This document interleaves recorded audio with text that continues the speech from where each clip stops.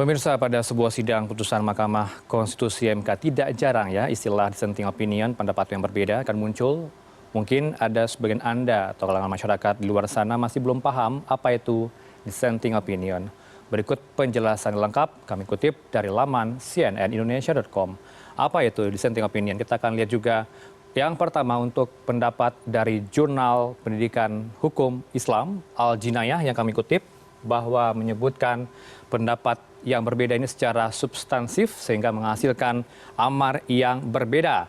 Kemudian mengabulkan permohonan pemohon saat mayoritas hakim menolak.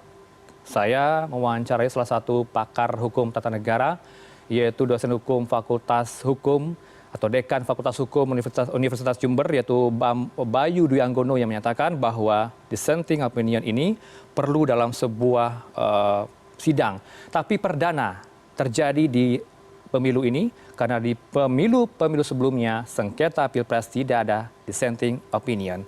Dan dikatakan juga seorang hakim itu selain mengadili, berwenang untuk mengadili, mempertimbangkan permohonan dan juga punya dua unsur, pendapat, keyakinan dan juga pendapat hukum begitu ya. Itu yang disebut oleh Bayu Dwi Anggono beberapa waktu lalu bersama kami. Kemudian kalau kita lihat apa sih tujuan dari dissenting opinion, yang menunjukkan bahwa semangat transparansi dalam pengadilan ini terlihat kemarin ya, komposisi hakimnya yang menolak gugatan ada 5 orang, kemudian 3 diantaranya dari 8 hakim dissenting opinion. Tujuan dissenting opinion itu juga mengembangkan pendidikan hukum, kemudian juga menggambarkan keahlian seorang hakim konstitusi dalam memberikan penafsiran. Ada apresiasi yang diberikan pandangan progresif kepada seorang hakim jika mengajukan dissenting opinion. Kita akan masuk ke substansinya pada sengketa Pilpres 2024 kemarin, yaitu ada 3 orang hakim yang mengeluarkan dissenting opinion atau pendapat berbeda. Yang pertama ada Saldi Isra, pemirsa, di mana ia menyebutkan ketidaknetralan sebagian PJ kepala daerah membuat pemilu tidak jurdil, tidak jujur dan adil. Cukup berani ya Saldi Isra dalam dalilnya mengatakan atau amar putusannya mengatakan hal ini. Kemudian menilai dalil tim Amin soal politisasi bansos, mobilisasi aparat beralasan menurut hukum. Dan juga sudah dibantah oleh Joko Widodo ya, Presiden Republik Indonesia mengatakan keputusan kemarin adalah tuduhan negatif yang tidak dapat terbukti. Tapi hakim punya dissenting opinion. Dan juga Saldi mengatakan menilai dalil tim Amin soal politisasi bansos dan juga mobilisasi aparat ini beralasan menurut hukum gitu ya. Ada alasannya. Sehingga muncul asumsi dan juga dalil pertimbangan dari Saldi Isra bahwa bisa digelar pemilihan umum ulang atau PSU jika memang terjadi hal ini.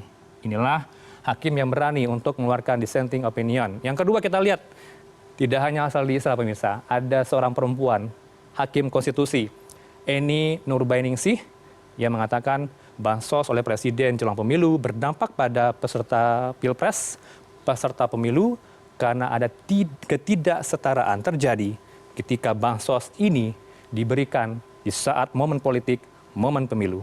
Kemudian permohonan yang diajukan tim Amin dan Ganjar Mahfud beralasan hukum untuk sebagian.